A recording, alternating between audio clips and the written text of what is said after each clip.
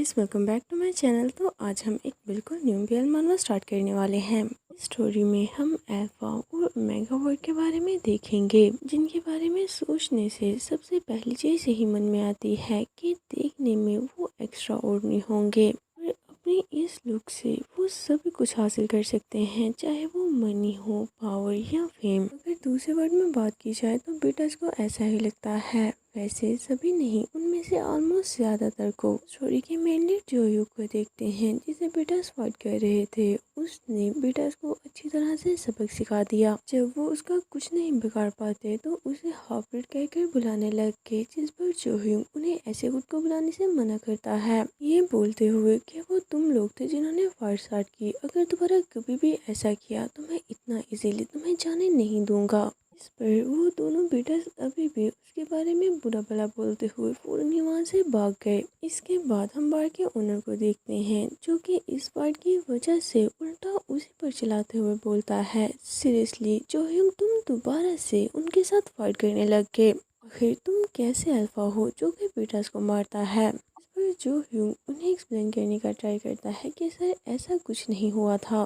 क्योंकि उन्होंने पहले मुझसे बात करना स्टार्ट की जब मैं उनके पास से गुजर रहा था। ओनर बोलता है, आखिर बीटल्स अल्फा के साथ फाइट करने की हिम्मत कैसे कर सकते हैं।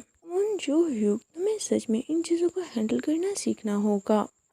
तुम हाफ ब्रीड कहेंगे। ओनर की इस बात से वहाँ बैठे वही दोनों बीटल्स भी हंसने लग जाते हैं। Half breed, half baked, half wet, ये कुछ ऐसे नाम हैं जिनसे अक्सर ही जो को बुलाया जाता था। उसके साथ ये सब कुछ होना स्कूल में स्टार्ट हुआ, जहाँ पर सभी ने उसे बुली करना स्टार्ट कर दिया था। जानबूझकर उसे फाइट करते और उल्टा उसे पर ही सारा इल्ज़ाम लगा देते। किसी ने भी जो की बात का बिलीव नहीं किया, चाहे वो जितना मर्जी एक्सप्लेन कर ले, लेकिन इसका कोई फ़ायदा नहीं होता। टीचर्स भी इसके बारे में बातें करने लग गए कि फर्स्ट ईयर का एक अल्फा है, वो है तो अल्फा, लेकिन असल में वो बीटस जैसा है। ऐसा हाफ ब्रीड है जो कि ना तो फेरोमोन स्मेल कर सकता है और ना ही रिलीज कर सकता है। ऐसा रिसेसिव अल्फा जिसके जीन एक्टिवेट ही नहीं, वो हमसे ज़्यादा बेहतर तो बिल्कुल भी नहीं है। आखिर ये कैसा अल्फा हुआ। इन सभी रूमर्स ने उसे काफ़ी ज़्यादा डिस्टर्ब कर दिया। अल्फास और ओमेगास के बीच उसकी कोई जगह नहीं थी। यहाँ तक कि बीटास भी एक हाफ ब्रीड के साथ बिल्कुल इंटरेक्ट नहीं करना चाहते थे। वैसे मैं आपको डोमिनेट और रिसेसिव के बारे में बता देती हूँ। डोमिनेट अल्फा या ओमेगा जिनके जिन काफ़ी अच्छे होते हैं और इन्हें सबसे बेहतर माना जाता है। दूसरी तरफ रिसेसिव असल में वो होते तो अल्फा या ओमेगा भी हैं बाय जेनेटिकली। ये एबिलिटी बिल्कुल बीटास जैसी होती हैं, इसलिए उन्हें डोमिनेट से बहुत नीचा माना जाता है। से एक रिसेसिव होना काफ़ी रेयर है, ऑलमोस्ट 100 में से 1%। सिर्फ 1% में हमारा जो योग है, अल्फास को हीट साइकिल से गुजरना पड़ता है और ओमेगास को रेड साइकिल से। फर्स्ट ईयर में टीचर ने उन सभी को इस बारे में एक्सप्लेन किया, ये बोलते हुए कि ऑलमोस्ट टाइम हो चुका है जब आपको इसका सामना करना पड़ेगा। तो तुम लोग सभी याद से अपनी मेडिसिन लेना। अगर किसी ने भी ऐसा नहीं किया तो इस चीज़ के बारे में स्ट्रिक्ट एक्शन लिया जाएगा। वो ऐसा इसीलिए बोल रहे थे क्योंकि इन दोनों कंडीशन में उनके फेरोमोन्स काफ़ी ज़्यादा बढ़ जाते हैं और साथ ही उनके डिज़ायर्स भी। जब कोई दूसरा फेरोमोन्स के कॉन्ट्रैक्ट में आता है तो वो भी अपना कंट्रोल लूज करते हुए उनकी तरफ अट्रैक्ट होने लग जाता है। स्टूडेंट्स को अच्छे से फोन करने के बाद टीचर ने क्लास रैप को अपने पास बुलाया। जैसे ही क्लास रैप जो के पास से गुजरा तो उसकी आंखें खुली की खुली रह जाती हैं, क्योंकि वो एक ओमेगा था और उसकी स्मेल जो को काफ़ी अच्छी लगती है। इस पर वो सोचने लग गया कि आखिर ऐसा कैसे हो सकता है, मैं तो फेरोमोन सेंस ही नहीं कर सकता, तो फिर ये क्या है। रैप उसके बिल्कुल पास आकर फिंगर्स को टच करते हुए बोलता है, मैंने सुना दूसरे तुम्हारे बारे में क्या बातें कर रहे थे। ये हमारे स्कूल में एक रिसेसिव अल्फा है, जरा मुझे गेस करने दो, वो तुम ही हो ना। हम उस पर्सन को देखते हैं जो कि एक डोमिनेट ओमेगा जिसका नाम यू सोंग था और यही हमारी स्टोरी का सेकंड मेन लीड भी है। यू ह्यूंग उसे देखकर पूछता है, क्या ये इतना ज़्यादा बेस है कि मुझे देखकर तुम्हें पता लग गया मैं रिसेसिव हूँ। तो यू सिंग स्माइल करते हुए बोलता है, क्यों, लगता है मैंने ठीक गेस कर लिया। है मैं तुमसे कुछ भी स्मेल नहीं कर पा रहा, लेकिन फिर भी मुझे ये बोलना ही होगा कि तुम देखने में बिल्कुल अल्फा जैसे ही लगते हो। इस तरफ जो ह्यूग तो उसकी स्मेल में बिल्कुल ही खो गया और उसे एडमायर करने लग जाता है। इसके बाद हम प्रेजेंट का सीन देखते हैं, जहाँ पर जो ह्यूग अभी अभी ही सोया था कि उसे यूसंग की कॉल आती है। और पर बात करके वो तो फौरन ही उठ कर खड़ा हो गया और जल्दी जल्दी से रेडी होने लग गया, ये सोचते हुए कि मैं भी तुम्हारे जितना ही बेकार हूँ। फिर तुमने मुझे समझ क्या रखा है, क्या मैं तुम्हारा कोई ड्राइवर हूँ?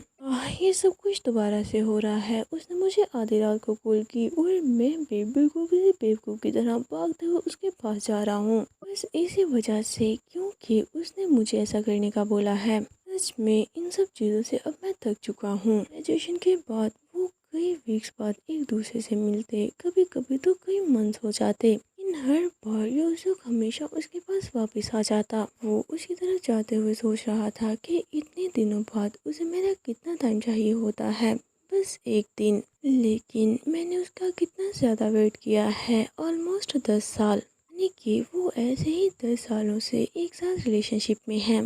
जो ह्यूग उस होटल में पहुंच गया जहां पर उसे आने का बोला गया था। जैसे ही वो वहां पर पहुंचा तो उसने रिसेप्शनिस्ट से यूसुफ का पूछा, जिस पर वो उसे रूम की तरफ ले जाने लगती है। जाते हुए रास्ते में उसे एक कार्ड नजर आई, जिस पर वो पूछता है, बाय एनी चांस कहीं ये यूसुफ के रूम में तो नहीं जा रही? जिस पर वो थोड़ा चौंक गई कि वाह, तुमने ये कैसे गैस किया?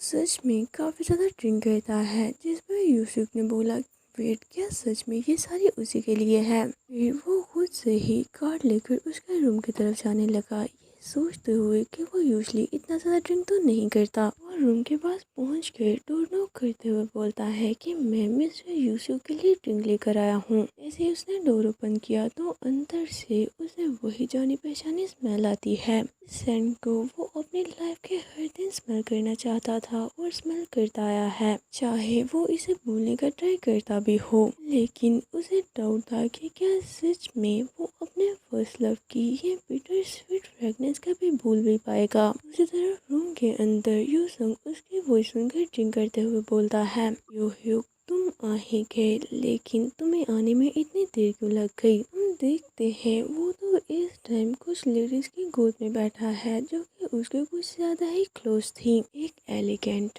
ब्यूटीफुल और ब्राइट पर्सन जिसकी फ्रेगनेंस काफ़ी जेंटल है। एक ऐसी सेंट जिसे कि शुरू से ही सभी लाइक करते आए हैं। डोमिनेट और फ्लॉलेस ओमेगा, ये वो यूजिक था जिसे बाकी सभी ने देखा है। जिस कंडीशन में वो है, इससे बिल्कुल ही ऑपोजिट। देखते हैं जैसे ही यूसुफ अंदर आया तो उसे दूसरी लेडीज को किस करते हुए देखता है। वो उसे पीछे हटा, लेकिन लेडी उसे हटने ही नहीं दे रही थी और बोलती है, मुझे और करना है। यही यूसुफ ने उसे अपने सामने देखा तो बोलता है, क्या तुम्हें पता है तुम काफ़ी लेट हो? वेल, जो भी हो, लेकिन एटलीस्ट तुम यहाँ आ तो गए।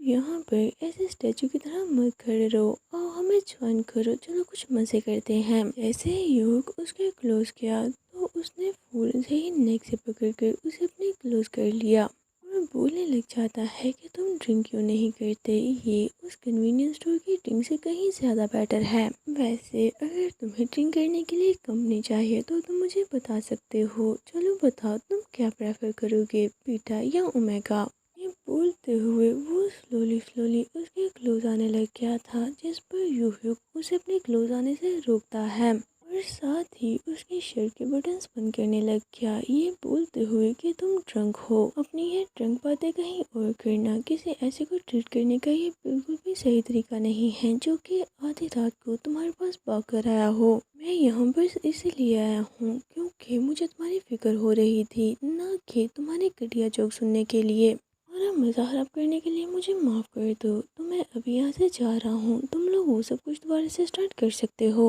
और हाँ, अगर तुम्हें ये सब कुछ करना हो तो दोबारा मुझे कभी भी कॉल मत करना। ये बोलकर वो वहाँ से जाने लगता है, जिस पर यूसुफ जल्दी से उठकर बैठ गया और स्माइल करते हुए बोलता है, तुम हमेशा ही मुझे अच्छे से समझ लेते हो, मुझे माफ़ करना, मैंने कुछ ज़्यादा ही कर दिया। प्लीज़ मत जाओ, मुझे तुम्हारी ज़रूरत है। यो तुम इकलौते हो जो कि मुझे कंसोल करना जानता है। वो सभी हाई स्कूल बच्चे जो कि बुदबुद और फेरोमोन से भरे हुए थे, उनमें से बस तुम ही इकलौते थे जिसमें से मुझे इतनी स्ट्रॉन्ग स्मेल नहीं आती थी। तुम ये अच्छे से जानते हो कि मैंने तुम्हारे साथ खेलना क्यों चूज किया था। यूह्यूक बोलता है, मैं ये नहीं समझ पा रहा कि तुम मेरी इस कमी की वजह से इतने ज़्यादा ऑब्सेस क्यों हो। इस पर जोंग ने तो हंसते हुए जल्दी से आकर उसे बैकहग कर लिया और पूछता है, क्या तुम अभी भी मुझ पर गुस्सा हो? मुझे माफ़ कर दो, मैं तुम्हें टीज कर रहा था, शायद मैं थोड़ा ड्रंक हो चुका हूँ। और साथ ही उन दोनों लेडी से बोलता है कि तुम दोनों घर चली जाओ, मैं तुम्हारे टच में रहूँगा। पर वो ओके बोलकर फ़ौरन ही वहाँ से चली गई। उनके जाने के बाद बोलता है, अब तो इस रूम में हम बस दोनों ही हैं। इस पर यूह्यूक बोलता है, सीरियसली तुम जो कुछ भी कर रहे थे दोबारा से जाकर वही करो। मैं यहाँ से जाते हुए उन दोनों गर्ल्स को रूम में वापस भेज दूँगा। तुम्हें ये घटिया बहाने बनाने की कोई ज़रूरत नहीं। जिस पर यूसुफ ने उसे जोर से हक कर लिया और स्माइल करते हुए बोलता है, ठीक है मैं समझ गया, तुम मुझ पर काफ़ी ज़्यादा गुस्सा हो, इतना ज़्यादा कि तुम रिप्लाई में मेरे साथ आर्ग्यू भी नहीं कर रहे। मैं सोच रहा हूँ मुझे ऐसा क्या करना चाहिए जिससे तुम्हें बेटर फील हो। तो बताओ ये चीज़ कैसी रहेगी जो हमने पिछले कुछ दिनों से नहीं की है।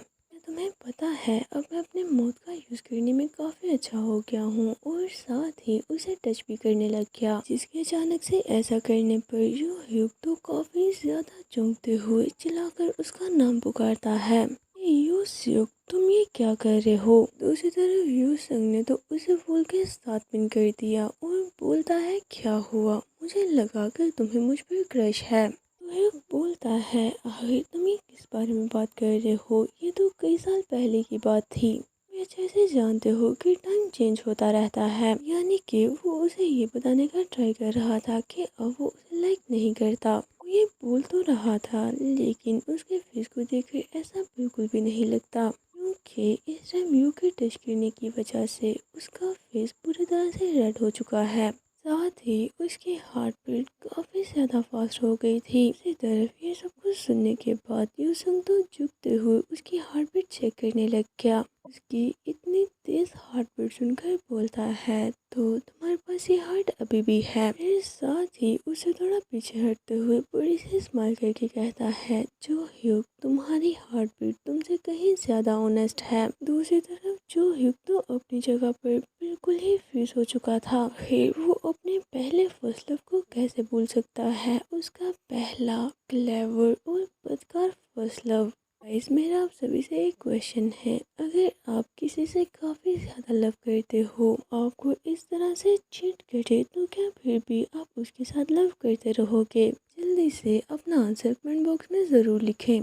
तो इसी के साथ आज का ये पार्ट यहीं पर एंड करते हैं। अगर आपको ये वीडियो अच्छी लगी हो और आपने इसे यहाँ तक देखा हो तो प्लीज़ जाने से पहले इसे लाइक ज़रूर कर दें। इस वीडियो का टारगेट है 500 लाइक्स। अगर ये लाइक कंप्लीट हो जाए और इस वीडियो पर अच्छा रिस्पॉन्स आए तो ही मैं इसे कंटिन्यू करूँगी। तो नेक्स्ट पार्ट के लिए ज़्यादा से ज़्यादा कमेंट्स करें और साथ ही साथ मेरे चैनल फन एक्सप्लेनेशन को सब्सक्राइब भी करें। तो चलिए मिलते हैं आपसे नेक्स्ट वीडियो में। Until that take care of yourself and bye bye.